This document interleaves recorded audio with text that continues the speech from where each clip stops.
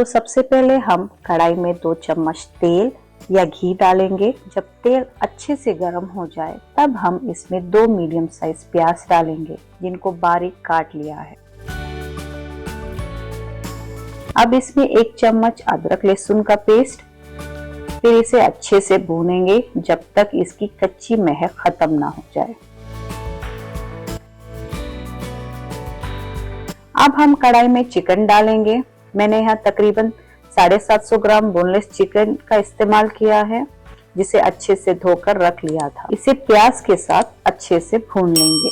अब इसमें 2 चम्मच नमक, आधा चम्मच हल्दी पाउडर, 2 चम्मच लाल मिर्च पाउडर,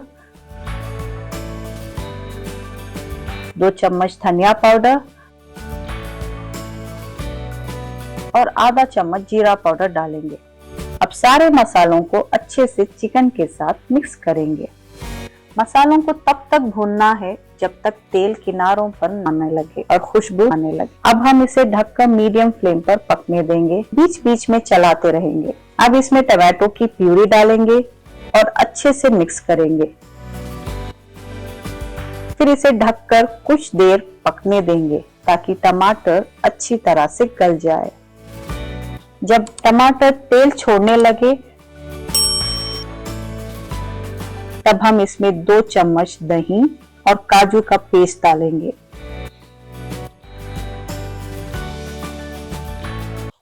अब सब कुछ अच्छे से मिक्स करेंगे और स्लो फ्लेम पर पकने देंगे ताकि फ्लेवर अच्छी तरह से मिक्स हो जाए। इसमें रोस्टेड कसूरी मेथी डालेंगे।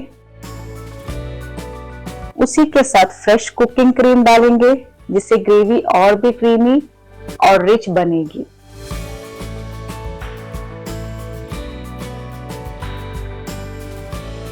और लास्ट में हम इसमें 3 स्लिट की हुई हरी मिर्च, आधा चम्मच गरम मसाला